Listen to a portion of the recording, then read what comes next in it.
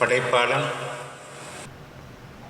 உயிரினங்களை படைத்து அந்த படைப்புக்குரிய ஒவ்வொரு தேவையையும் அளவின்படியும் நிரப்பமாகவும்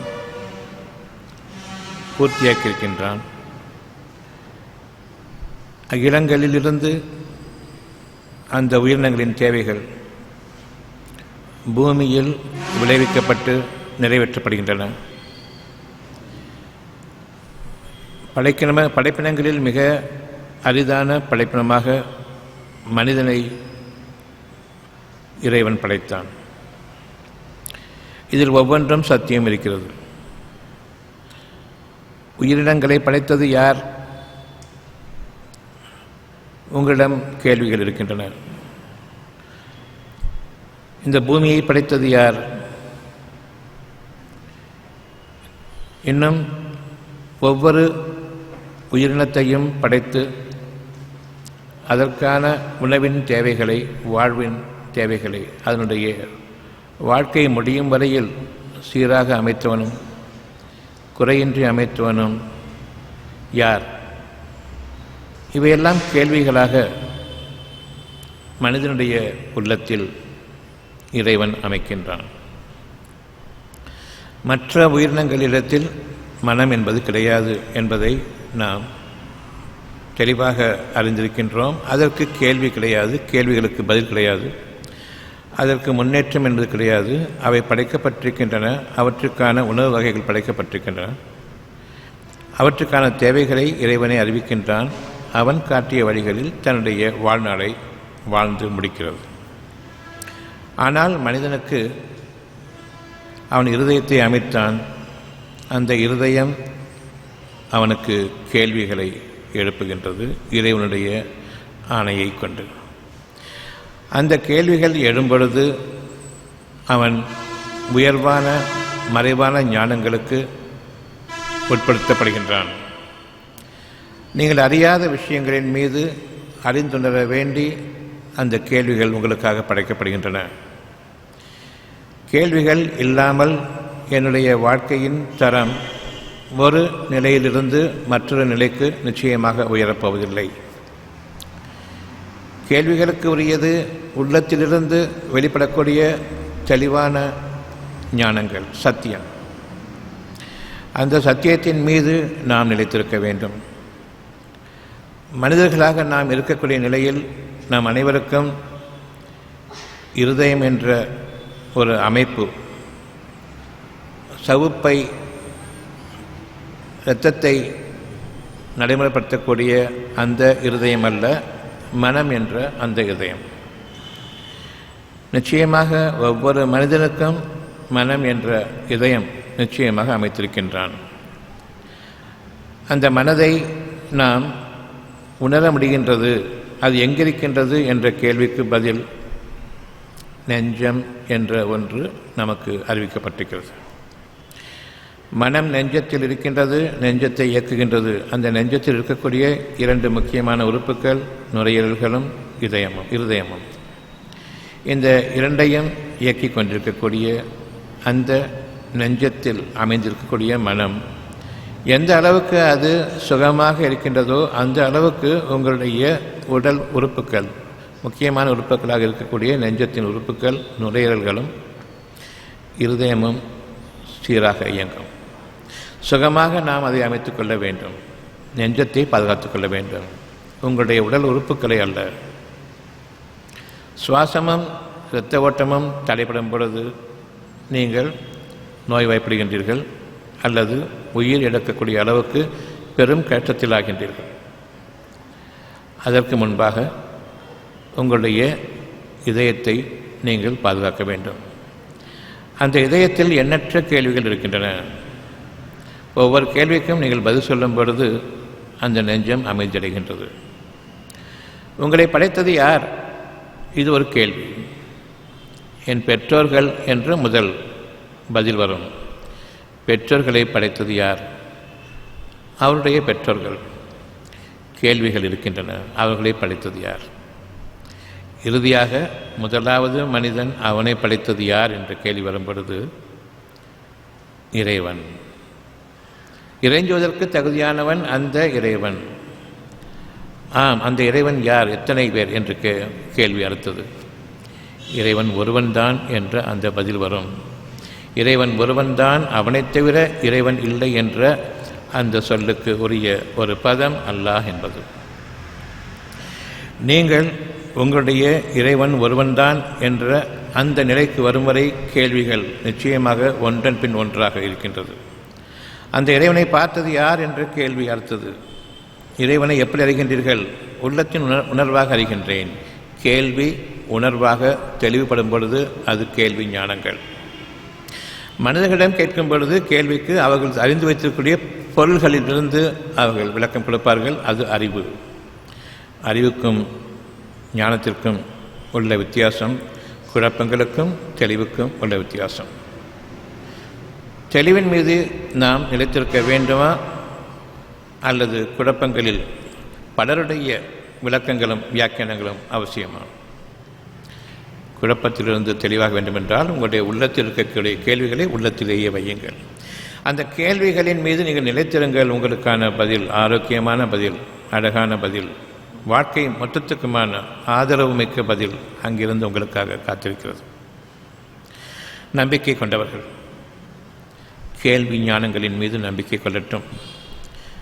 இறைவன் ஒருவனைத் தவிர அகிலங்களையும் படைத்து உயிரினங்களையும் படைத்து அவற்றையும் வாழ வைத்து அதில் மனிதனை மிக உயர்ந்த இனமாக அமைத்து அந்த உயர்ந்த இனத்திற்கு தகுதியான மனதையும் அமைத்து அந்த நெஞ்சத்தை ஒரு பொக்கிஷமாக அமைத்து அங்கு கேள்விகளையும் தான் விளக்க இருக்கின்றேன் என்ற அந்த உறுதியையும் நிச்சயமாக இறைவன் உங்களுக்காக அமைத்திருக்கின்றான். அந்த அமைப்பு அவனுக்கு கட்டுப்பட்டது. உங்களிடம் இருக்கக்கூடிய மற்ற கேள்விகளும் இருக்கின்றன. அந்த இறைவன் எதற்காக வானங்களையும் பூமியையும் படைத்தான் கேள்விகள் இருக்கின்றன. உங்களுடைய கல்வி அறிவை கொண்டு இன்று இருக்கக்கூடிய சயின்டிஃபிக் நாலேஜ், உங்களுடைய புத்தகங்களை கொண்டு ஒருபோதும் இவற்றுக்கான கேள்விகளுக்கு பதில் நீங்கள் அடைய முடியாது.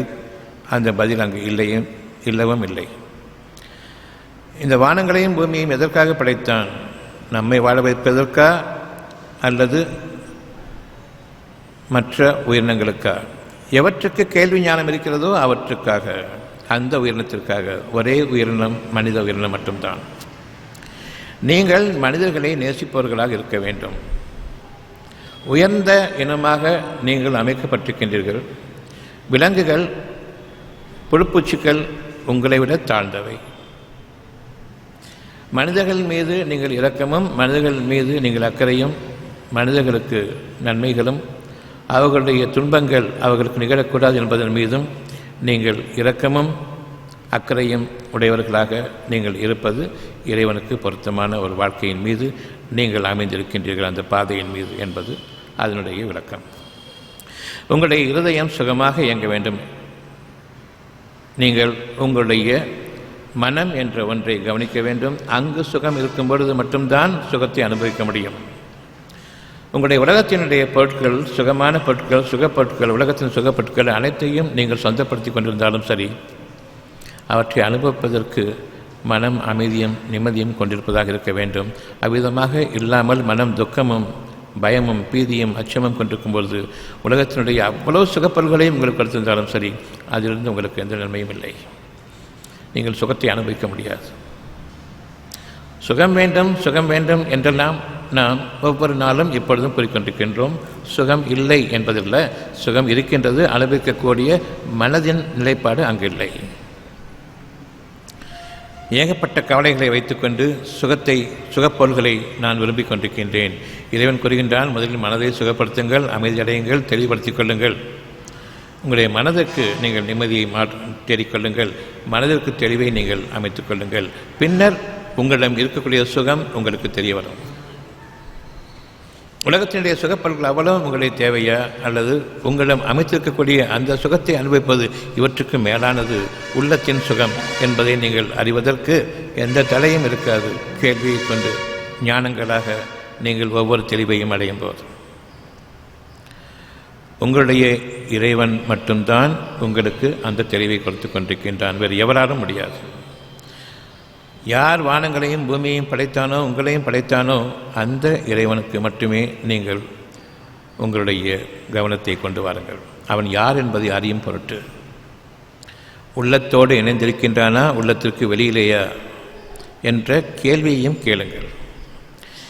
எனக்குள் இருக்கக்கூடிய உணர்வு ஒரு தெளிவை கொண்டு வருகின்றது. வேறு யாரும் பேசவில்லை, நான் உணர்கின்றேன். உள்ளத்தின் உணர்வாக நான் எனக்கு ஒரு தெளிவை காண்கின்றேன். மக்களிடம் மனிதர்களிடம் கேட்டால் ஆயிரம் கடவுள்கள். அவன் எங்கிருக்கின்றான் என்று கேட்டால் தூணிலும் இருப்பான் துரும்பிலும் இருப்பான் என்று கூறுவார்கள். விளக்கங்கள் ஏதோ உண்மை இருப்பது போன்று தோன்றும். ஆனால் அப்படியானால் சாக்கடையிலும் இருப்பானா என்று கேட்டால் இல்லை. பிறகு எங்கும் இருப்பான் என்று சொல்வதற்கு பொருத்தமாக இந்த பதில் அமையவில்லை. ஆக அவன் எங்கும் இருப்பான் என்ற அந்த ஒரு கேள்வி பதில் தவறானது. உங்களுடைய உள்ளத்தின் பக்கம் திரும்புங்கள், சத்தியம் நிலவும். அவன் எங்கும் இல்லை, உங்களோடு இருக்கின்றான், இது சத்தியம். ஒவ்வொருடைய மனதிலும் அவன் இருக்கின்றான், சத்தியம். நாளைய வாழ்க்கையை பற்றி அறிவித்துக் கொண்டிருப்பான் அவன்தான். நாளைய வாழ்க்கையை பற்றி நீங்கள் அறிய மாட்டீர்கள் என்பதை அறிவித்துக் கொண்டிருப்பானும் அவன்தான்.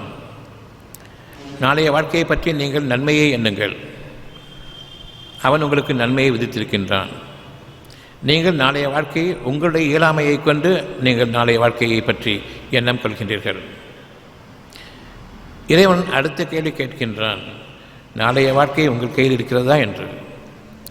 நீங்கள் பதில் சொல்வீர்கள் இறைவனுக்கு இல்லை என்று. அறிவிக்கப்பட்ட உண்மையிலிருந்து நீங்கள் பதில் சொல்கின்றீர்கள்.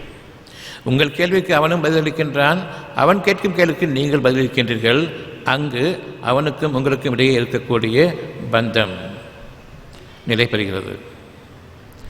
உங்களை பாதுகாத்துக் கொண்டிருப்பான் யார்? அவன் கேட்கும் கேள்வி நீதான். ஒரே பதில், எங்கிருக்கின்றான்? முன்னால் இல்லை, உள்ளத்தில். அவனோடு நீங்கள் கலந்திருக்கின்றீர்கள்.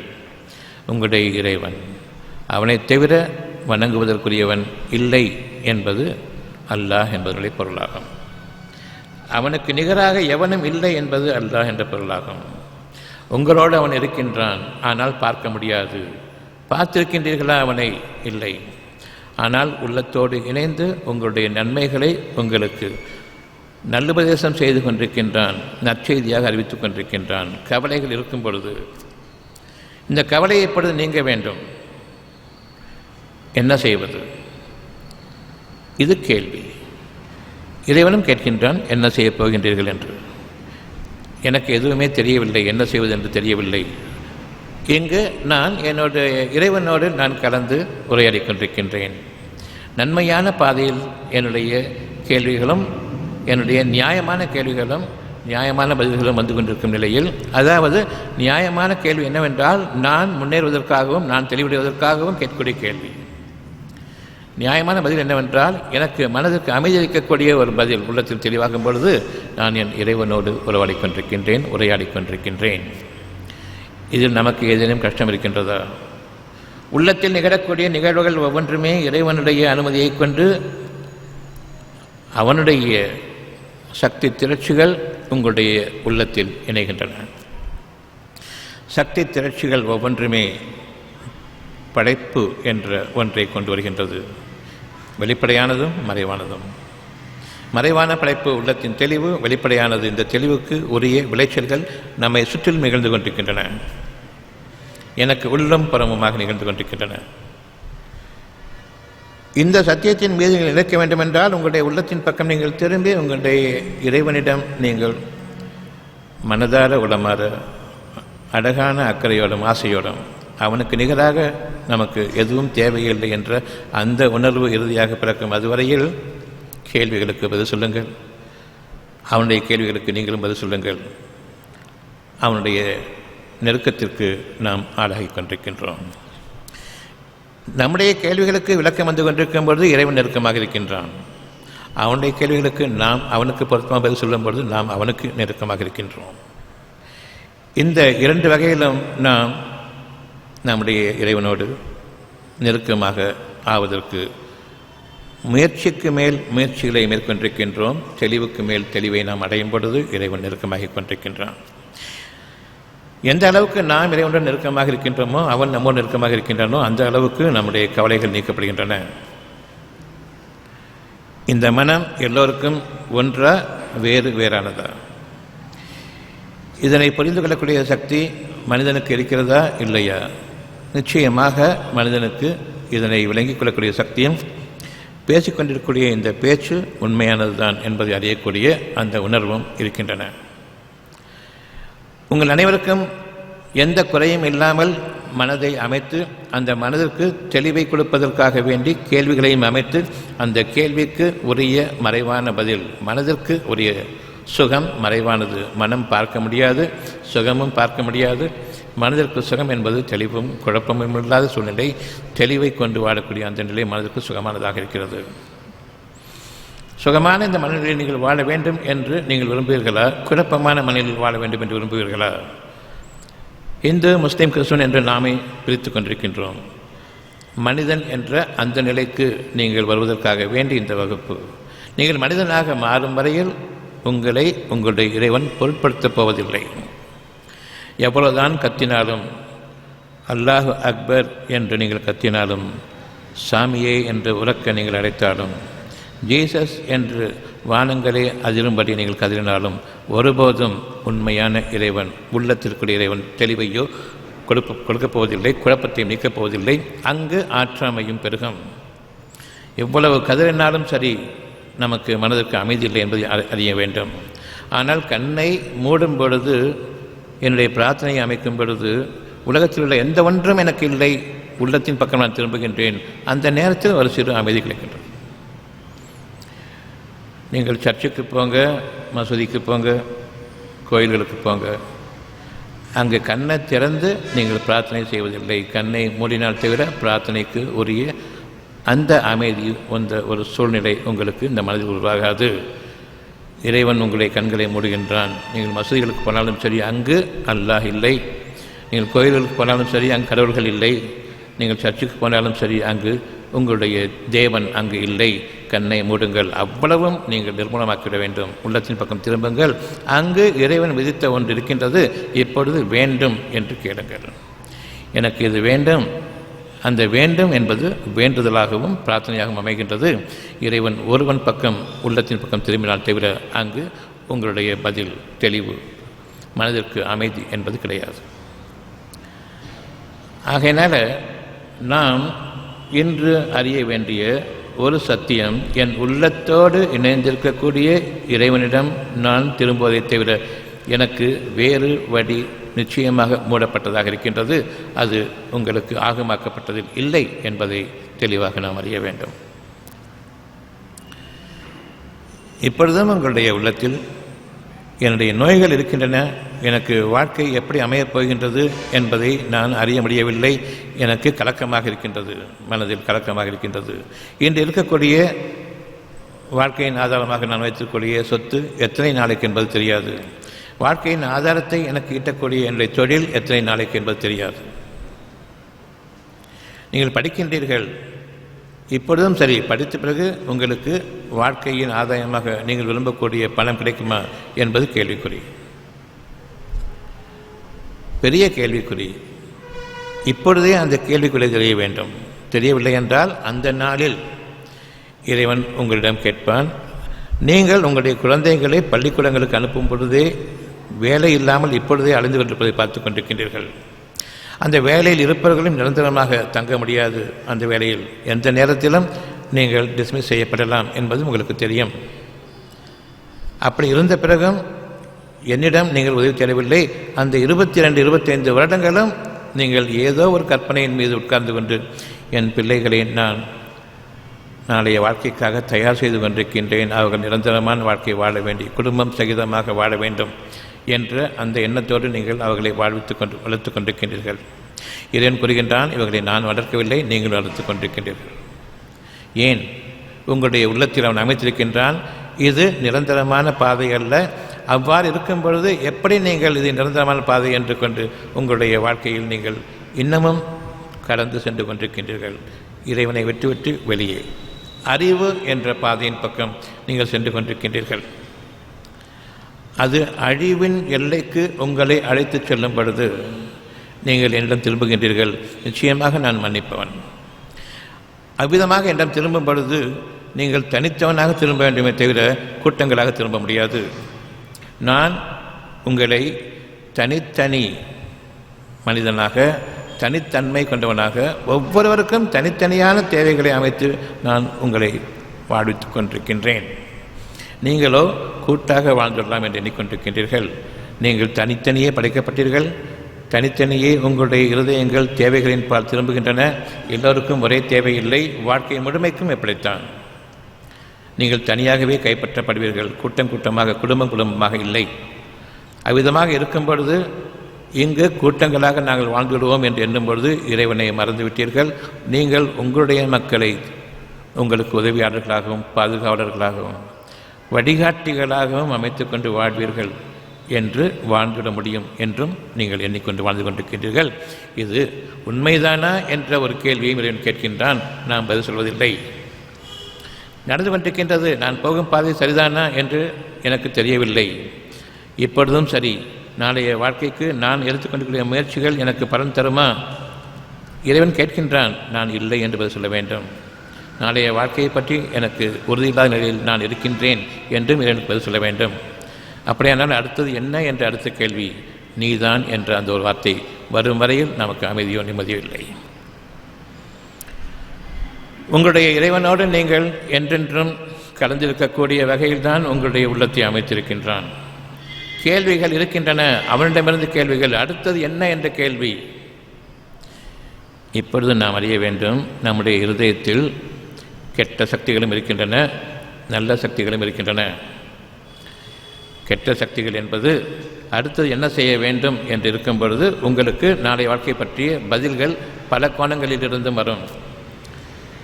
கடன் வாங்கலாம் என்ற ஒரு எண்ணம் வரும். யாருக்காவது கூலி வேலை செய்து பிழைக்கலாம் என்று அடுத்த எண்ணம் வரும். என்ன செய்வது என்பதற்கு நான் வைத்திருக்கக்கூடிய நாளைய வாழ்க்கையை பற்றிய நடைமுறை, மனிதர்களுடைய நடைமுறை.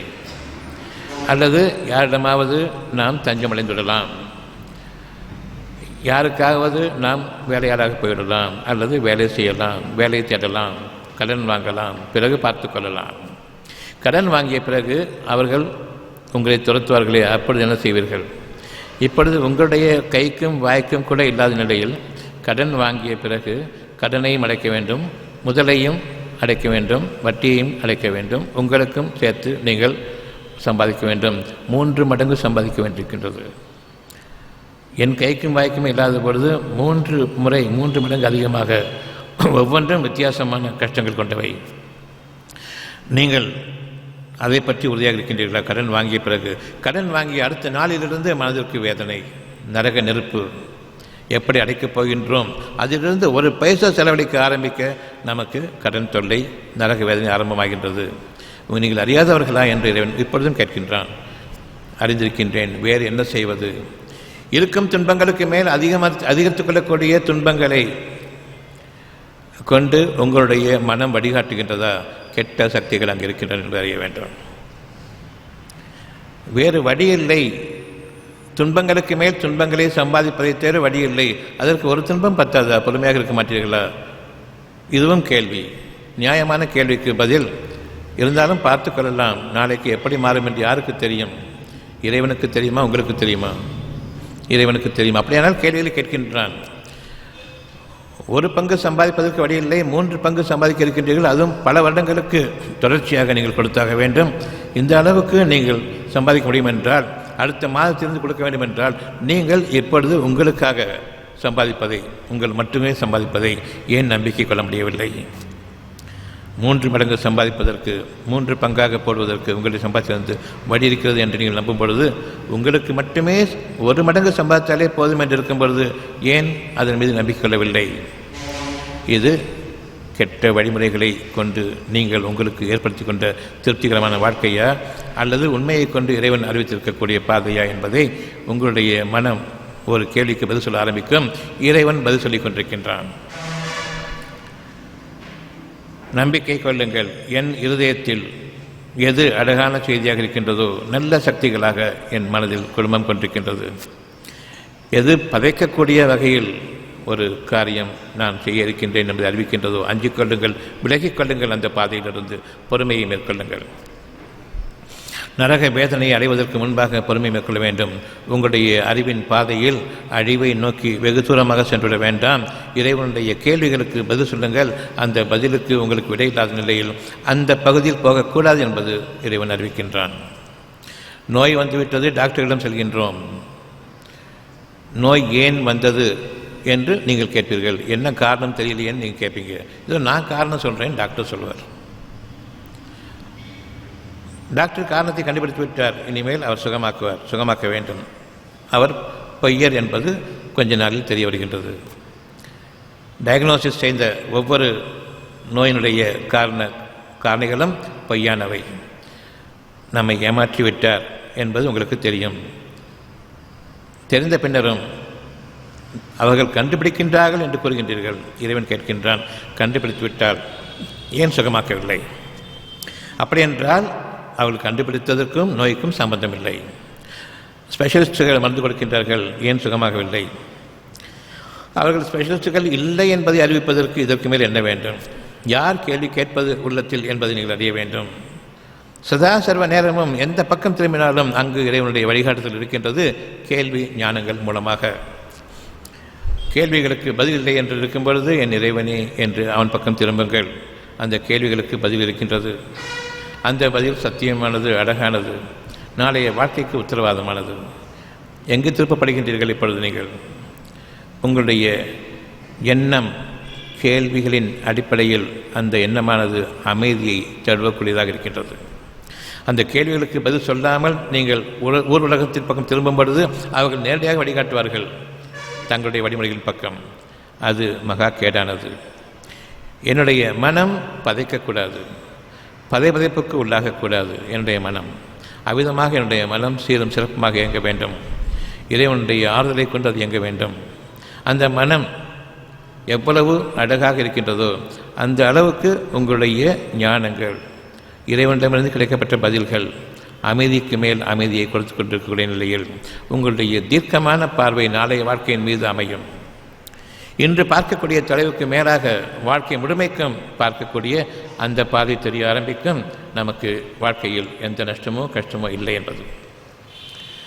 சிந்தித்து உணரக்கூடிய மக்களுக்கு வாழ்வின் ஆதாரங்கள் நெருக்கமாக இருக்கின்றது. படிப்பறிவை கொண்டு வாழக்கூடிய மக்களுக்கு வாழ்வின் ஆதாரங்கள் மூடப்பட்டுவிட்டன. இவர்கள் கற்பனையாக வைத்துக் கொண்டிருக்கூடிய அந்த அறிவில் சில காலம் வாழ வைக்கின்றன.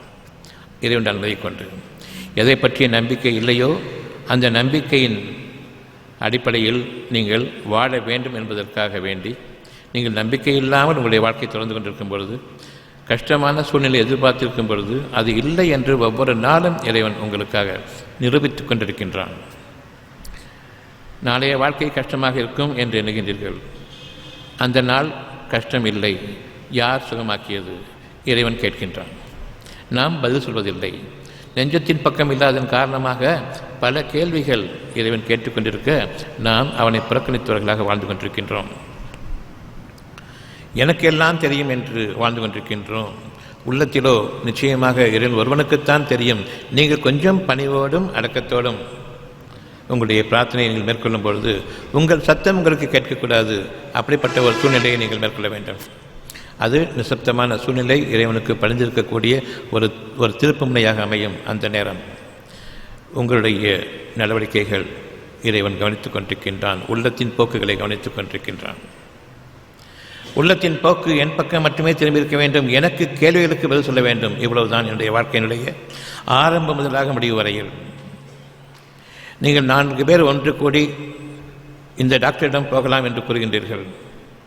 அந்த டாக்டர் பொய்யாகும் பொழுது இறைவனுடைய கேள்வி ஏற்கனவே கேட்டதுதான் அங்கே இருக்கின்றது. உங்களுடைய உயிர் உங்களை வாழ வைத்துக் கொண்டிருக்கின்றது. உங்களுடைய உடல் உறுப்புகள் இல்லை. டாக்டர்களுக்கு உடல் உறுப்புகள் வாழ வைத்துக் கொண்டிருக்கின்றன. அதன் காரணமாக உயிரை பாதுகாத்துக் கொள்ளலாம். இந்த இரண்டில் எது சரி? நீங்கள் பதில் சொல்லுங்கள்.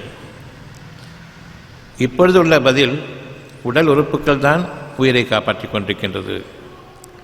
ஆனால் இறைவனிடமிருந்துள்ள பதில் இன்னும் கேள்வி கேட்கின்றான். நீங்கள் உடலோடு இருக்கின்றீர்கள், ஏன் உயிர் பிரிகிறது உங்களை விட்டும்?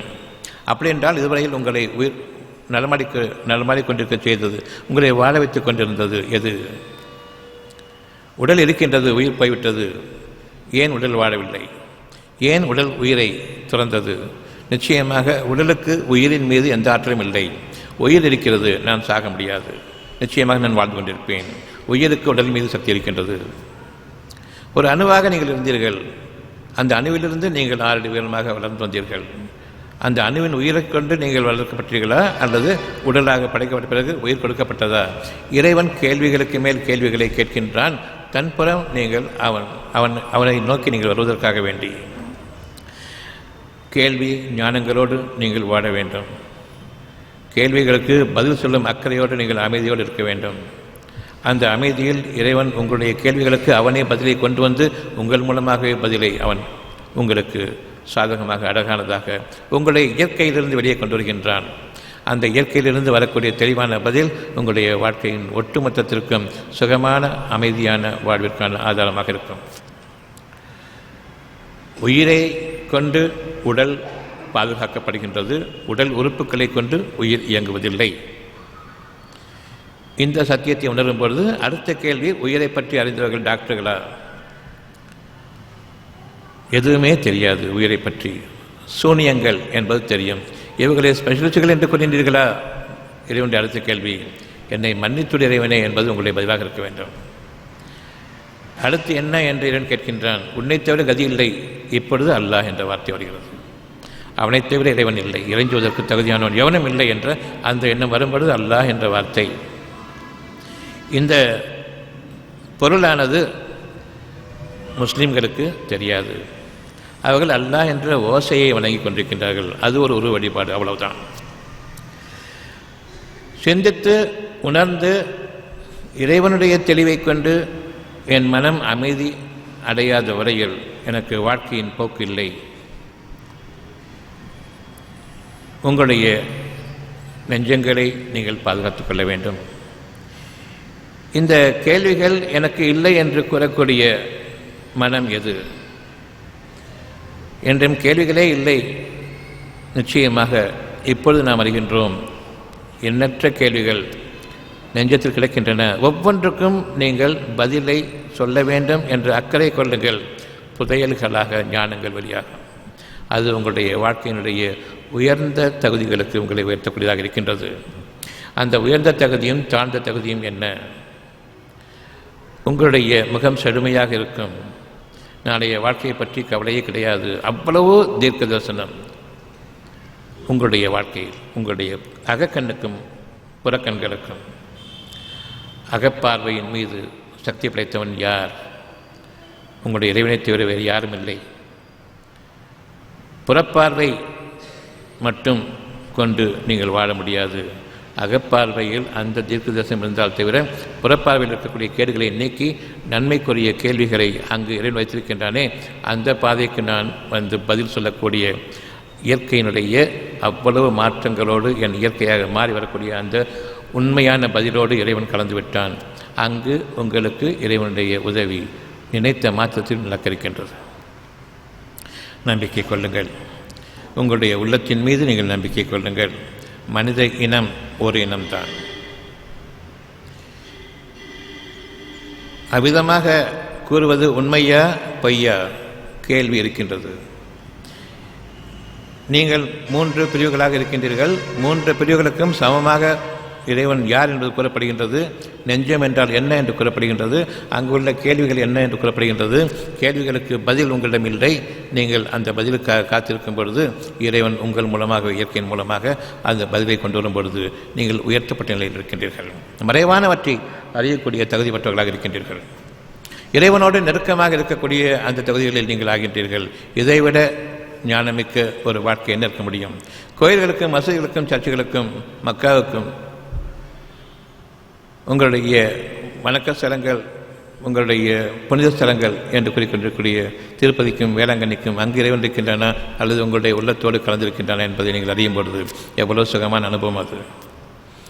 இனியும் நீங்கள் பூசாரிகளை பின்பற்றுவீர்களா அல்லது உங்களுடைய இறைவனை நேரடியாக பின்பற்றுவீர்களா? நான் இருக்கின்றேன் கேள்விகளுக்கு பதில் சொல்வதற்கும், கேள்விகளை உங்களுடைய உள்ளத்தில் வைப்பதற்கும். அந்த கேள்விகளுக்கு நீங்கள் பதில் இல்லை என்று இருக்கும் பொழுது நான் தான் உங்களுக்கு பதிலும் அளிக்கின்றேன். நீங்கள் பதில் சொல்ல வேண்டும் என்பதற்காக வேண்டி நான் காத்திருக்கின்றேன். அது உங்களுடைய உள்ளத்தில் எப்பொழுதுமே அமைக்கப்பட்டிருக்கின்றது. மனம் என்ற ஒன்று அமைக்கப்பட்ட போதே அது அமைக்கப்பட்டுவிட்டது. கேள்விகள் நீங்கள் கேட்காதன் காரணமாக, அவன் கேட்கக்கூடிய கேள்விகளை காது கொடுத்து கேட்காதன் காரணமாக அது புதைந்து கிடக்கின்றது புதையல்களாக. இப்பொழுது உங்களுடைய கேள்வி ஞானங்கள் வேணுமா, அல்லது கேள்விப்பட்டதையெல்லாம் அறிவு என்று எண்ணிக்கொண்டு வாழ்ந்து கொண்டிருக்கின்றமே இந்த படிப்பறிவு வேண்டுமா? இவற்றையெல்லாம் மிஞ்சிய கேள்வி ஞானங்கள் இப்பொழுது வேண்டும். எல்லோரும் படித்தவங்க தான் உட்கார்ந்துட்டு இருக்கிறீங்க. உங்கள் படிப்பு நாளைய வாழ்க்கையை பற்றிய ஒரு கேள்விக்குறியாக இருக்கின்றது. உங்களுடைய படிப்பு உங்களுக்கு உதவாது, என்ன செய்யலாம் என்று. இப்பொழுது படிப்புக்கு வாருங்கள். படிப்பினைகள் வேண்டாம். பட்டு படிப்பினைகளாக தெரிந்து என்னுடைய வாழ்க்கையில் துன்பங்களை நான் அதிகமாக்கி கொண்டு வாழ வேண்டிய அந்த கட்டாயமும் அவசியமும் எனக்கு வேண்டாம். இப்பொழுது நான் என் இதயத்தின் பக்கம் திரும்புகின்றேன். இறைவன் கூறுகின்றான், எந்த கவலையும் வேண்டாம், பயமும் வேண்டாம். உங்களுக்கு கவலை வேண்டுமா, பயம் வேண்டுமா? ரெண்டுமே வேண்டாம். அதுதான் கூறுகின்றது உள்ளத்தில். கவலையும் வேண்டாம், பயமும் வேண்டாம். இப்பொழுது அமைதி அடையுங்கள். கவலையை கொண்டு இருக்கக்கூடிய அறிவும் குழப்பமாகிவிடும். இருக்கக்கூடிய உங்களுடைய செயல்பாடுகளும் தடுமாற ஆரம்பித்துவிடும். இதிலிருந்து உங்களுக்கு மேலும் கஷ்டங்கள் உருவாகுமா இல்லையா? மற்ற மனிதர்கள் உங்களுடைய பதற்றத்தை பார்க்கும்பொழுது உங்களை அவ்வளவாக விரும்ப மாட்டார்கள். இருக்கக்கூடிய நிலைமையும் நமக்கு இழிவாக மாறும் இல்லையா? உங்களுடைய இறைவன் உங்களுக்காக பேசிக்கொண்டிருக்கின்றான். எப்பொழுது உள்ளத்தில் இருப்பதைத்தான் நான் பேசிக்கொண்டிருக்கின்றேன். நீங்கள் கவனிக்க வேண்டும் என்பதற்காக. இது என்னுடைய பேச்சல்ல, அங்கு ஏற்கனவே அமைந்திருக்கின்றது உங்களுடைய உள்ளத்தில். நீங்கள் நம்பிக்கை கொண்ட மனிதர்களாக, உள்ளம்தான் என்னுடைய பாதை என்பதை நம்பிக்கை கொண்ட மனிதர்களாக நீங்கள் வாழ வேண்டும். இதில் எனக்கு புரியவில்லை என்று சொல்லக்கூடியவர்கள் யார்? உள்ளத்தில் கேள்விகளே இல்லையே, இருக்குதா தெரியலையே என்று சொல்லக்கூடியவங்க யார்? நிச்சயமாக இல்லை. உள்ளத்தின் கேள்விகளுக்கு மனிதர்களுடைய பதில்களை எடுத்துக்கொண்டு செல்கின்றீர்கள். அங்கும் பெரிய கவலையும் பயமும் இருக்கின்றது. உள்ளத்தின் கேள்விகளுக்கு பயம், கவலை நீக்கப்பட வேண்டும். அப்படிப்பட்ட பதில் வரும் வரையில் இறைவனிடமிருந்து பதில் இல்லை. நீங்களாக கற்பனை செய்து கொண்ட பதில், அது மனிதர்கள் மூலமாக உங்களுக்கு கற்பிக்கப்பட்டது. கெட்ட சக்திகள் உங்களை சூழ்ந்து கொண்டிருக்கின்றன என்பதற்கான அறிகுறி. ஒவ்வொரு கேள்விக்கும் அடுத்த பதில் இன்னும் கலரமாக இருக்கின்றது. ஒரு கேள்விக்கான பதில் மனசுக்கு அமைதியாக இருக்கின்றது. இந்த இரண்டில் நான் இறைவனோடு இருக்கின்றேனா அல்லது கெட்ட சக்திகளோடு ஷைத்தான்களோடு இருக்கின்றன என்பதை நீங்கள் தெளிவாக அறிவதற்கு எந்த விதமான தடையும் இல்லை. கேள்விகளுக்கு பதில் வேண்டும். ஒரே ஒரு பதில், ஒரே ஒரு வழிமுறை, உறுதியான வழிமுறை. ஒன்றுக்கு பல குழப்பங்கள். அப்படிப்பட்ட பதில்கள் இருக்கும் பொழுது, என் இறைவனை என்னை மன்னிப்பாயாக, எனக்கு நீ பதில் சொல். என் அறிவு குறுக்கிடுகின்றது, ஷைத்தான்களுடைய அறிவு குறுக்கிடுகின்றது. இதுவாக இருக்கும், அதுவாக இருக்கும் என்று. எதுவாக இருந்தாலும் சரி, உள்ளத்திற்கு அமைதி கொடுக்கக்கூடிய பதிலா இல்லை. தெளிவாக நான் ஒரு பதிலை வைத்திருக்கின்றேன். உங்களுக்கு நாளைய வாழ்க்கைக்கு அது அமைதி கொடுக்குமா? கிடையாது. அமைதி வேண்டும் என்று விரும்புங்கள். அமைதி வேண்டும். எந்த கேள்விக்கு பதில் இல்லையோ அமைதி வேண்டும் என்று விருப்பத்தோடு அமையுங்கள். அது உங்களுக்காக அமைக்கப்பட்டுவிட்டது. கவலையும் பயமும் கூடாது என்று அறிவிக்கின்றான். தேவையில்லை. நீங்கள் நம்புகின்றீர்கள் இறைவனுக்கு எதுவும் முடியும், அவனுக்கு முடியாதது எதுவும் கிடையாது என்று. பிறகு எப்படி கவலை வந்தது? அவனுக்கு பதிலாக என்னை நான் இன்னும் அதிகமாக கருத்தில் கொண்டு வாழ்ந்து கொண்டிருக்கின்றேன். நான் தான் முயற்சிக்க வேண்டும் என்று எண்ணிக்கொண்டிருக்கின்றேன். நம்முடைய முயற்சி இல்லாமல் வாழ முடியாது. நம்முடைய முயற்சி மிக அவசியம் என்று ஊர் மக்கள் எனக்காக கற்பித்திருக்கின்றார்கள். அதனையும் நான் நம்பிக்கை கொண்டிருக்கின்றேன். இது உண்மையா? இது நமக்கு ஆகுமானதாக இதுவரையில் இருக்கின்றதா? கேள்வி. ஞானமுக்கு பதில் என்ன? நான் தான் முயற்சிக்க வேண்டும். முயற்சி என்பது தெளிவாக ஒரு விஷயத்தை பற்றி தெரியாத நிலையில் நான் ஏதோ செய்கின்றேன். நடக்கலாம், நடக்காமல் போகலாம். இது சூதாட்டம்.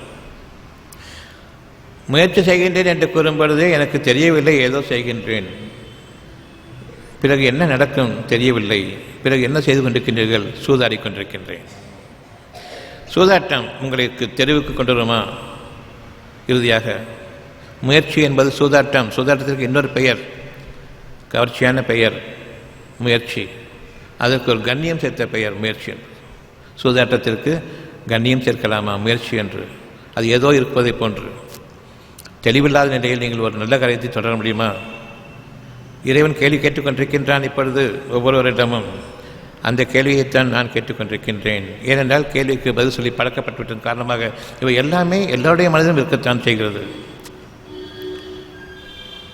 சூதாட்டம் உங்களுக்கு தெருவுக்கு கொண்டு வருமா? கொண்டு வராதா? அது இறைவனிடமிருந்து உங்களுக்கு அனுமதிக்கப்பட்ட ஒரு காரியமாக அது சூதாடுவது என்பது. முயற்சிக்கும் சூதாட்டத்திற்கும் ஏதாவது வித்தியாசம் இருக்கிறதா, வேறுபாடு இருக்கின்றதா? எப்படி சூதாட்டம் தவறு என்கின்றீர்கள், முயற்சி சரி என்று கூறினீர்கள். இரண்டுமே அதனுடைய பலன்கள் தெரியாது என்ற அடிப்படையில் நீங்கள் செய்வதுதானே. கிடைத்தால் லாபம், நஷ்டமடைந்தால் விதி, இறைவன் எனக்கு கொடுத்து விட்டான் என்று அவன் மீது பழி. இதுவும் நமக்கு மனதுக்கு அமைதியை கொடுக்கக்கூடியதா? அதனால் இது எனக்கு விதி அப்படி என்று விட்டால் உங்களுடைய மனம் சமாதானம் ஆகிவிடுமா? இல்லை, இந்த விதி மாற வேண்டும் என்று எண்ண மாட்டீர்களா? எப்படி முடிவு செய்கின்றீர்கள் நீங்கள்? சூதாட்டத்தையும் முயற்சியையும் ஒன்று சேர்த்து வைத்துக்கொண்டு, ஒன்று கெட்டது, அதே மாதிரி இன்னொன்று பெயரை மாற்றி வைத்துக்கொண்டு நல்லது என்று என்கின்றீர்கள்.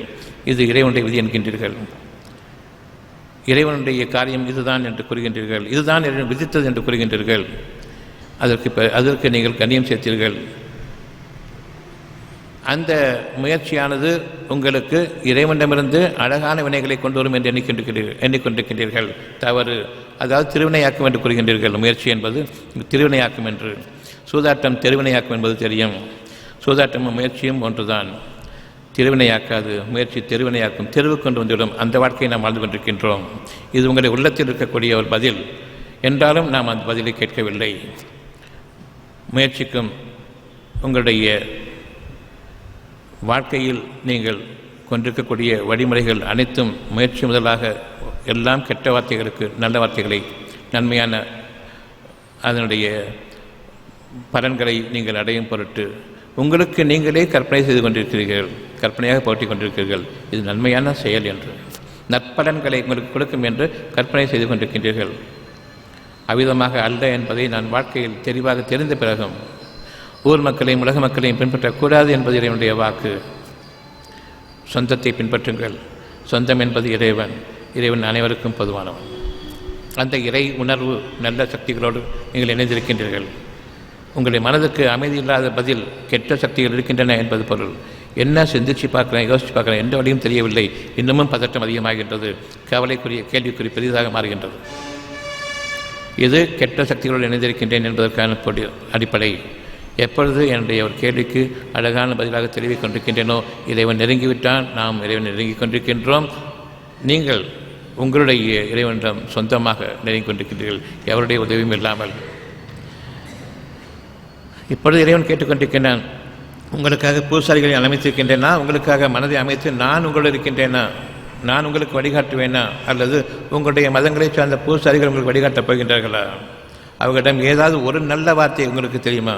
என் பக்கம் திரும்புவதற்காக வேண்டி இது கேள்விப்பட்டிருக்கின்றீர்களா? ஆனால் நான் உங்களோடு இருக்கின்றேன் என்று கூறுகின்றான். உங்களுடைய மனம் அவ்வளவும் ஒன்றுதானே. இப்பொழுது வெவ்வேறானது இல்லையா? இப்பொழுது என்னை விட்டும் நீங்கள் வெளியேறுவதற்கு அஞ்சிக்கொள்ள வேண்டாமா? நானே உங்களுடைய இறைவனாக இருக்கின்றேன். உங்களுக்கு இறைஞ்சுவதற்கு தகுதியுடனாக, உங்களுடைய இறைஞ்சுதல் கேள்விகளுக்கு ஞானங்களை அளிப்பதன் மூலமாக, மனதிற்கு அமைதி அளிப்பதன் மூலமாக நான் உங்களோடு இருக்கின்றேன் என்பதை நீங்கள் அறியவில்லையா? நீங்கள் இப்பொழுது கேட்டுக்கொண்டிருக்கிற ஒவ்வொரு சூழ்நிலைக்கும், ஒவ்வொரு பதிலுக்கும் ஒவ்வொரு அழகான ஒரு விஷயம் கிடைத்துக் கொண்டிருக்கின்றது, உணர்வுபூர்வமாக கிடைத்துக் கொண்டிருக்கின்றது என்று நீங்கள் எண்ணும் பொழுதெல்லாம் எங்கள் இறைவனை எங்களை இதன் மீது நிலைப்படுத்தி அருள்வாயாக என்று கேளுங்கள். நாங்கள் கேட்டுக்கொண்டிருக்கிற ஒவ்வொரு விஷயமும் எங்களை விட்டும் தவறக்கூடாது, நீ எங்களுக்கு உதவி செய் என்று உங்களுடைய திரும்புங்கள். உங்களுடைய இறைவன் நிச்சயமாக உங்களுடைய பிரார்த்தனை அங்கீகரிப்பவனாக இருக்கின்றான். ஏனென்றால் அவன்தான் உங்களுக்கு இப்பொழுது அறிவித்துக் கொண்டிருப்பது. நீங்கள் விரும்புவது என்ன என்பதை அவன் உங்களுக்காக கேள்விகளை கேட்டு திருப்தி அடையுங்கள். நான் இருக்கின்றேன் என்பது அப்பொழுதுதான் உங்களுக்கு தெரியும். உங்களுடைய கேள்விகளுக்கெல்லாம் பதில் சொல்வது யார் என்பதை நீங்கள் அறியுங்கள். 2 விதங்கள் இருக்கின்றன, 2 இருக்கின்றன உங்களுடைய மனதில். நல்ல சக்திகளும் இருக்கின்றன, கெட்ட சக்திகளும் இருக்கின்றன. உங்களுடைய உள்ளங்களில் நீங்கள் 2 தெய்வங்களை ஏற்படுத்திக் கொள்ளாதீர்கள். 2ஐயும் வைத்துக்கொண்டு குழப்பிக் கொண்டிருக்காதீர்கள். அத்தியாயம் 16 வசனம் 51. உங்களுடைய உள்ளத்தின் பக்கம் நீங்கள் திரும்புங்கள். அங்கு 2 சக்திகள் இருக்கின்றன. 2மே தெய்வம்தான் என்று எண்ணிக்கொண்டிருக்காதீர்கள். நல்லது தெய்வம், மற்றது ஷைத்தானுடைய கெட்ட சக்திகள். நல்ல எண்ணத்தையும் அவன்தானே கொண்டு வரான், கெட்ட எண்ணத்தையும் அவன்தானே கொண்டு வரான் என்று 2 வித்தியாசமான சக்திகளை இணைக்காதீர்கள். ஒன்று உங்களை வாழ வைக்கக்கூடிய சக்தி, இன்னொன்று உங்களை அழிக்கக்கூடிய சக்தி. நீங்கள் பதில் சொல்லும் பொழுது, கேள்விக்கு பதில் சொல்லும் பொழுது, உங்களுடைய உள்ளத்திற்கு திருப்திகரமாக இருக்கும் பொழுது இறைவனோடு இணைந்திருக்கின்றீர்கள். உங்களுடைய உள்ளத்திற்கு திருப்திகரமாக இல்லை என்று இருக்கும் பொழுது நீங்கள் ஷைத்தான்களோடு கெட்ட சக்திகளோடு இணைந்திருக்கின்றீர்கள் என்பதை பற்றி நீங்கள் அச்சம் கொள்ளுங்கள், எச்சரிக்கை கொள்ளுங்கள் என்று நீங்கள் எச்சரிக்கை அடைய வேண்டும். 2 தெய்வங்களை ஒரு காலம் ஏற்படுத்திக் கொள்ளாதீர்கள். நிச்சயமாக இறைவன் உங்களை கண்காணித்தவனாக இருக்கின்றான். உங்களுடைய நெஞ்சத்தின் அடிப்படைக்கு நீங்கள் திரும்ப வேண்டும். எப்பொழுது வேறு எந்த பக்கமும் திரும்பக்கூடாது. இறைவன் அதை அங்கீகரிப்பவனாக இல்லை. யார் வேண்டும் உங்களுக்கு? நல்ல சக்திகளோடு இணைந்து வாழக்கூடிய வாழ்க்கை வேண்டுமா அல்லது கெட்ட சக்திகளோடு இணைந்து வாழக்கூடிய வாழ்க்கை வேண்டுமா? அவன் ஒரு இறைவன் தானா அல்லது அவனை அன்றி உங்களுக்கு இறைவனை வைத்துக் கொண்டிருக்கின்றீர்களா? எதனை நீங்கள் முயற்சிக்கின்றீர்கள்? அனைவருக்கும் பொதுவாக விளங்கிக் கொண்டிருக்கின்றது என்பது உங்களுக்கு தெளிவாக தெரிகின்றது. இப்பொழுது இறைவன் கேட்கின்றான், நீங்கள் ஒரே இனமா அல்லது பல்வேறு இனங்களா என்று கேட்கின்றான். நீங்கள் ஒரு ஜாதி, நீங்கள் ஒரு ஜாதி, நீங்கள் ஒரு கம்யூனிட்டி, நான் ஒரு கம்யூனிட்டி, நீங்கள் ஒரு மதம், நான் ஒரு மதம் என்று நீங்கள் பிரிந்திருக்கின்றீர்கள். உங்களுடைய பூசாரிகள் உங்களை பிரித்தார்கள், நான் இல்லை. இனியும் உங்களுடைய மூதாதையர்களையும் உங்களுடைய பூசாரிகளையும் பின்பற்றி என்னை நீங்கள் நிராகரித்து அவர்களை உங்களுடைய தெய்வங்களாக ஆக்கிக்கொண்டு அவர்கள் வழி நடக்கப் போகின்றீர்களா? மனிதர்களிடம் நான் இருக்கின்றேன். எப்படி நீங்கள் ஒருவரை வெறுப்பீர்கள்? ஒரு சமுதாயத்தை முற்றிலுமாக நீங்கள் வெறுப்பீர்கள். எப்படி ஒரு சமுதாயம் மற்ற சமுதாயங்கள் கோபத்தை ஏற்படுத்தியிருக்கின்றது? அடிவையும் விரோதத்தையும் பகைமையும் ஏற்படுத்தக்கூடிய இந்த வழிமுறையை உங்களுக்கு அறிவித்தவர்கள் பூசாரிகள் தானே. நீங்கள் எல்லோரும் சமமானவர்கள் என்று அறிவிப்பவன் யார்? இந்த கேள்விகளெல்லாம் கேட்டு உங்களை நேர்வழிப்படுத்துவதற்காக வேண்டி, நான் உங்களுடனேயே இருக்கின்றேன் என்பதை இறுதி வரையில் உங்களை அறிவிப்பதற்காக வேண்டி கேள்விகளையே கேட்டுக்கொண்டு அழகான பதில்களை தருவதும் குழப்பமான பதில்களை தருவதும் வேறு விஷயங்கள். ஒன்றை நீங்கள் நிராகரிக்க வேண்டும், அடுத்ததை நீங்கள் ஏற்றுக்கொள்ள வேண்டும். உங்களுடைய உள்ளத்திற்கு சுகமான செய்தியாக, நற்செய்தியாக, எச்சரிக்கையும் கொண்டு உங்களை நடைமுறைப்படுத்திக் கொண்டிருக்கக்கூடிய அந்த மாபெரும் ஆற்றல் மிக்க இறைவன் வேண்டும் என்று நீங்கள் விரும்ப மாட்டீர்களா? அத்தியாயம் 21 92வது வசனம். நீங்கள் ஒரு சமுதாயம்தான் அல்லது நீங்கள் வெவ்வேறு பிளவுகளாக இருக்கக்கூடிய சமுதாயங்களா என்பதை இறைவன் கேட்கின்றான். உங்களுடைய பதில் என்ன? நீங்கள் ஒரே சமுதாயமா? மனித இனம் என்ற மனம் கொண்டிருக்கக்கூடிய இறைவனுடைய ஆற்றல் நிரம்பியிருக்கக்கூடிய கேள்விகளை கொண்டு ஞானங்களை தருவதற்காக காத்து கொண்டிருக்கக்கூடிய மனதை அமைத்து தானும் அங்கு உங்களுக்காக காத்திருக்கின்றானே. இந்த இறை உணர்வு இல்லை என்று கூறக்கூடியவர்கள் யார்? இந்து முஸ்லிம் கிறிஸ்தவர்களாக இருக்கக்கூடிய நீங்கள் எப்படி பிரிந்தீர்கள்? மனிதன் என்ற அந்த ஒரு மனித தன்மையை விட்டும் மதம் பிடித்தவர்களாக எப்படி திரும்பினீர்கள்? யானைகளுக்கு பிடிக்க வேண்டிய அந்த மதம் வெறித்தனம் எப்படி நமக்கு வந்தது? இவன் இந்த ஜாதியை சார்ந்தவன், இந்த மதத்தை சார்ந்தவன் என்று. இன்று நீங்கள் மதங்களை சார்ந்தவர்களாகவும் குலங்களை சார்ந்தவர்களாகவும் ஜாதிகளை சார்ந்தவர்களாகவும் கோத்திரங்களை சார்ந்தவர்களாகவும் இன்று வரை இருந்தது போல் நீங்கள் என்றும் இருக்கப் போகின்றீர்களா? இனியும் அப்படியானால் கேள்விகளுக்கு பதில் நீங்கள் சொல்லவில்லை. இறைவன் விளக்குகின்றான். நீங்கள் உங்களுடைய பூசாரிகளிடமே திரும்பிவிடுங்கள், இனி ஒரு காலம் திரும்பக்கூடாது என்று. பூசாரிகள் இதுவரையில் உங்களுக்கு நேர்வழியை காட்டவில்லை, இனியும் காட்டப்போவதில்லை. உங்களுக்கிடையே பகைமையும் விரோதத்தையும் ஏற்படுத்தியவர்கள் இவர்கள்தான். இதனையும் மீறி இப்பொழுதும் சரி என்றும் என்னுடைய மூதாதையர்களும் என்னுடைய வணக்க வழிபாட்டு முறைகள் எப்படி கற்றுக் கொடுக்கப்பட்டேனோ அதன் மீது நான் மீண்டும் அமையப் போகின்றேன். என் இருதயத்திலிருந்து என் இறைவனை நான் நீக்கிக் கொள்கின்றேன். இந்த சக்திகளை நான் கொண்டு வருகின்றேன். அவர்கள் உங்களுக்கு வழிகாட்ட மாட்டார்கள். இனி உங்களுடைய வாழ்க்கையில் நீங்கள் எதிர்பார்க்கக்கூடியது 2 தெய்வங்களில் கெட்டதையும் நல்லதையும் வைத்துக்கொண்டு நான் கூறுகின்றேன் குழப்பமாக இருக்கின்றது. இறைவனிடமிருந்து தெளிவு கிடைக்கும், மனிதர்களிடமிருந்து கெட்ட செய்திகள் உண்டு. இந்த 2ஐயும் வைத்துக்கொண்டு நான் குழம்பிக் கொண்டிருக்கின்றேன் வழி தெரியாமல். ஒன்றை நீக்க வேண்டும், இன்னொன்றை நீங்கள் ஏற்றுக்கொள்ளுங்கள். சத்தியத்தை ஏற்றுக்கொள்ளுங்கள், அழகை ஏற்றுக்கொள்ளுங்கள், அமைதியை ஏற்றுக்கொள்ளுங்கள். உங்களுடைய வழிகாட்டுதல்களுக்கு உரிய அந்த சுகமான மனதினுடைய தன்மையை ஏற்றுக்கொள்ளுங்கள். இந்த பதில் இறைவனிடமிருந்து சார்ந்திருங்கள். குழப்பமான பதில் வரும்பொழுது என் இறைவனை ஷைத்தான்களை விட்டு பாதுகாத்துக்கள் என்ற அந்த உங்களுடைய பிரார்த்தனையை மேற்கொள்ளுங்கள். நிச்சயமாக அந்த பிரார்த்தனை ஏற்றுக்கொள்ளப்பட்டதாக இருக்கின்றது. இன்றே இப்பொழுதே நாளைய வாழ்க்கையை பற்றிய கவலையை இறைவன் நீக்கிவிடுவான், பயத்தையும் நீக்கிவிடுவான். இழந்தவைகளை பற்றி துக்கம் உங்களை தொடராது. என்னுடைய பெருமையிலிருந்து நான் காக்கப்படுகின்றேன். எனக்கும் தெரியும் என்று இருக்கும் பொழுது நானும் தெய்வமாகிவிட்டேன். இப்பொழுது இறைவனுக்கும் எனக்கும் இடையேதான் நீயா நானா என்பது. 2 தெய்வங்களை ஏற்படுத்திக் கொள்ளாதீர்கள். சத்தியத்தையும் அசத்தியத்தையும் இருவேறாக பிரித்துவிட்டு அசத்தியத்தை வெறுத்துவிடுங்கள். ஒரு தெய்வத்தை வெறுத்துவிடுங்கள். ஒரு தெய்வத்தை நீங்கள் உங்களுக்காக ஆக்கிக்கொள்ளுங்கள். ஒரே தெய்வமாக அமையும் வரையில் அந்த உள்ளம் சிதறுபட்டுவிடும் என்பதையும் நாம் அஞ்சு கொள்வோமாக. எங்கள் இறைவன் கேட்கின்றான், நானே உங்களுடைய இறைவனாக இருக்கின்றேன், எனக்கு பணிய மாட்டீர்களா என்று. அவ்வளவு பணிவோடு கேட்கின்றான். அத்தியாயம் 21 92வது வசனம், எனக்கு பணிய மாட்டீர்களா என்று. நான் உங்களுடைய இறைவனாக இருக்கின்றேன். இவ்வளவு சொன்ன பிறகும் நீங்கள் மதங்கள் ஜாதிகள் என்றுதான் இருப்பீர்களா? பிரிந்துதான் இருப்பீர்களா? நீங்கள் அவர்களை விட்டும் வெளியேற மாட்டீர்களா? மனித இனமாக மாற மாட்டீர்களா? மதம் பிடித்தவர்களாக தான் வாழ்வீர்களா? கேட்டுக்கொண்டிருக்கின்றான் இறைவன். என்ன பதில் உங்களிடமிருந்து இருக்கிறது? பணிய மாட்டீர்களா என்று கேட்கின்றான். இப்போவாது ஒழுங்காயிரு, அடி வாங்கிறதுக்கு முன்னாடி. அந்த மாதிரியான ஒரு பணிவு, அவ்வளவு அக்கறையோடு. மீண்டும் அத்தியாயம் 23 52வது வசனத்தில் இறைவன் கூறுகின்றான், நீங்கள் ஒரே சமுதாயமாக இருக்கின்றீர்கள், உங்களுடைய இறைவன் நிச்சயமாக நான் தான். பயப்பட மாட்டீங்களான்னு அடுத்த கேள்வி வருது. முதலில் பணிய மாட்டீர்களா என்று கேட்டவன் இப்பொழுது பயப்பட மாட்டியா? அப்பொழுதும் நாம் அஞ்சுபவர்களாக இல்லை. பயபக்தியினுடைய ஆரம்பம் இப்பொழுது நமக்கு. யாரிடமும் எந்த கேள்வியும் கேட்காதீர்கள். குழப்பங்களில் ஆகிவிடாதீர்கள். அதற்கு முன்பாக என் இறைவனே கவலைகளை விட்டும் பயத்தை விட்டும் துக்கங்களை விட்டும் பாதுகாத்துக்கள். துக்கங்கள் என்பது இறந்த காலத்தில் நான் இறந்துவிட்ட எனக்கு பிடித்தமானவைகள் இன்னமும் துக்கமாக தொடர்ந்து கொண்டிருக்கின்றன. துக்கம் வேண்டாம் என்று நீங்கள் கேட்கும் பொழுது பழைய கால அறிவு ஒட்டுமொத்தமாக நீக்கப்படுகின்றது. என்னுடைய பெற்றோர்கள் கற்றுக் கொடுத்தது, என்னுடைய சமுதாயங்கள் பின்பற்றி வந்தது, அவ்வளவையும் நான் நீக்குகின்றேன். துக்கம் வேண்டாம் என்று கூறும்போது எனக்கு பாக்கி இருப்பது நாளைய வாழ்க்கை தான், நேற்றைய வாழ்க்கை கிடையாது. இன்றைய வாழ்க்கை கூட கிடையாது, நாளைய வாழ்க்கை. நாளைய வாழ்க்கை பற்றி பயம் இருக்கிறது, பயம் வேண்டாம்.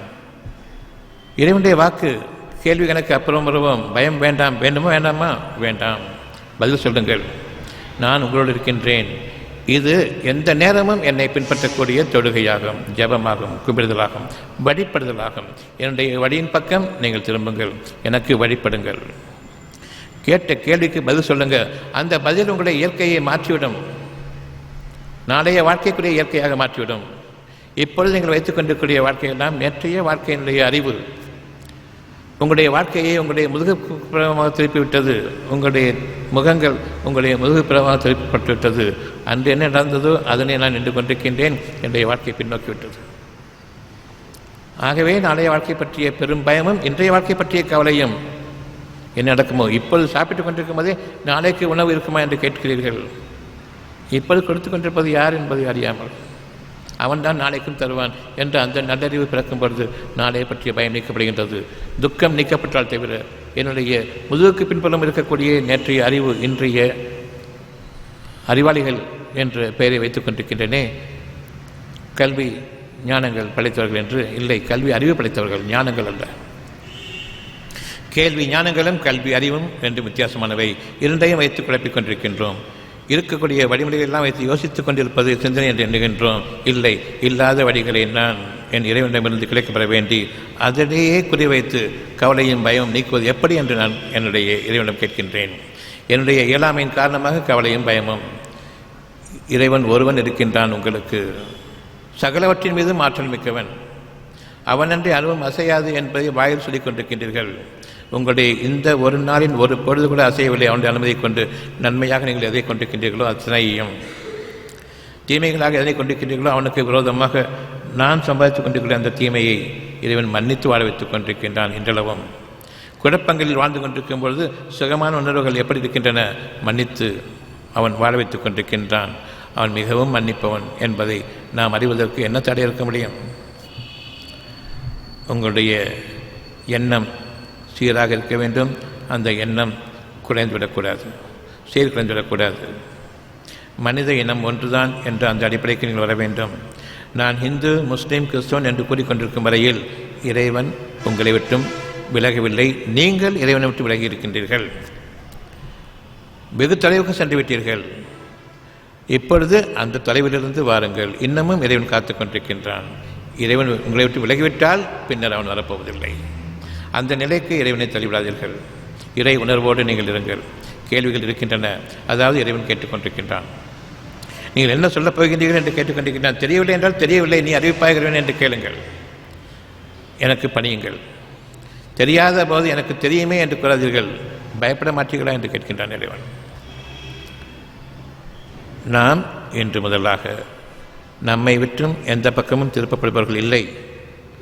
என்னுடைய வாழ்க்கையின் பின்புறம் என்னுடைய மூதாதையர்களும் முன்னோர்களும் எப்படி வாழ்ந்தார்களோ அவர்களுடைய வாழ்க்கையிலிருந்து ஒரு அணுவத்தனையும் கூட நான் பின்பற்ற மாட்டேன். என்னுடைய இறைவனை நான் பின்பற்றப் போகின்றேன். அனைத்து பூசாரிகளும் அனைத்து வழிமுறைகளும் எனக்கு பின்புலமாக கடந்த காலங்கள். நான் நாளைய வாழ்க்கையை எதிர்நோக்கின்றேன். எந்த பூசாரி எந்த மதத்தை சார்ந்த தலைவர்கள் எனக்கு நாளைய வாழ்க்கையை பற்றி அமைதியையும் நிம்மதியும் கொடுக்கக்கூடிய பதிலை கூறுவார்கள். என் உள்ளத்தில் உள்ள கேள்விகளுக்கு கடவுள் யார் என்று கேட்கின்றேன், யார் பதில் சொல்வார்கள்? எங்கிருக்கின்றான் என்று கேட்கின்றேன், யார் பதில் சொல்வார்கள்? இங்கிருந்தால் தவிர எங்கிருந்தாலும் எனக்கு பிரயோஜனம் இல்லை. என்னோடு இருந்து வழிகாட்டக்கூடியவன் என்னோடு இருக்க வேண்டுமே தவிர எனக்கு அப்பால் காணாமல் போய்விட்டு எனக்கு வழிகாட்டக்கூடியவன் எவனும் இருக்க முடியாது. என்னோடு இருக்க வேண்டும். அகப்பார்வையுடையவர்களாக நாம் இருந்தால் தவிர கிடையாது. புறப்பார்வையை கொண்டு நான் இந்த வடிவம் அமைத்திருக்கின்றேன், இந்த வடிவம் அமைத்திருக்கின்றேன், இது கடவுள் என்று கூறுகின்றார்கள். அதை நீங்கள் கற்பனை பண்ணியதுதானே? இறைவன் கேட்கின்றான், வழிபாட்டு தலங்களையும் வழிபடக்கூடிய விக்கிரகங்களையும் நான் வைத்துக்கொண்டு இதெல்லாம் கடவுள் என்று எண்ணிக்கொண்டிருக்கின்றேன். இப்பொழுது கேட்கின்றான், கடவுள் என்பது யார் என்று கேட்கின்றான். மாபெரும் சக்தி. சக்தியை பார்க்க முடியுமா கண்களால்? அவன் கேட்கின்றான், முடியாது. அவ்வாறு இருக்கும்போது மகாசக்தியை பார்ப்பீர்கள் அந்த கண்ணை கொண்டு? முடியவே முடியாது என்று அந்த ஒரு பதிலை எதிர்பார்க்கின்றான். ஆம், பிறகு இவையெல்லாம் உருவங்களாக இருக்கின்றனவே, இவற்றை எப்படி நீங்கள் முதல் சொன்ன பதிலுக்கு இந்த விக்கிரகங்கள் எல்லாம் கடவுள் என்பதற்கான விளக்கம் ஆதாரம் என்ன என்று கேட்கும் பொழுது பதில் கிடையாது. இருந்தவர்களும் என்னுடைய வழக்கமாக இருக்கின்றது என்று கூறும்பொழுது இறைவன் பொறுமையோடு இருக்கின்றான். இன்னமும் கேள்விகள் இருக்கின்றன. அந்த கேள்விகளுக்கு முழுமையாக நீங்கள் விடை கொடுங்கள், பதிலுக்கும் விடை கொடுங்கள். இதுவரையில் நீங்கள் சொன்ன பதில் இனி கிடையாது. அந்த பதிலுக்கு விடை கொடுத்துவிட்டு அழகான இறைவனுக்கு பொருத்தமான மனதிற்கு பொருத்தமான பதிலை, உள்ளம் சார்ந்த பதிலை, அழகான பதிலை கூறுங்கள். நிச்சயமாக பார்க்க முடியாத மாபெரும் சக்தியை இந்த உருவங்களாக வைத்திருக்கும் பொழுது இது மாபெரும் சக்தி இல்லை, அவ்வளவுதான். குறைந்தபட்சம் இதைத்தான் உங்களிடமிருந்து இறைவன் எதிர்பார்க்கின்றான். உங்களுடைய உள்ளம் திருப்தி அடைவதற்காக வேண்டி, உள்ளம் செழுமையாக ஆவதற்காக வேண்டி நியாயமான வாழ்க்கையை நீங்கள் மேற்கொள்ள வேண்டி பதிலை நியாயமாக கூறுங்கள். அப்படியென்றால் உங்களுடைய உள்ளத்தில் கேள்வி கேட்டுக்கொண்டிருப்பது யார்? இப்பொழுது இனி நீங்கள் மனிதனுக்காக மாறப்போகின்றீர்களா அல்லது மதங்களை சார்ந்தவர்கள் இருக்கப் போகின்றீர்களா? அடுத்த கேள்வி கேட்கின்றான். 3 கூட்டங்களையும் பார்த்து இறைவன் கேட்கின்றான், உங்களுடைய இறைவன் எங்கிருக்கின்றான்? எல்லா இடத்திலும் இருக்கின்றான். உங்களோடு இருக்கின்றானா?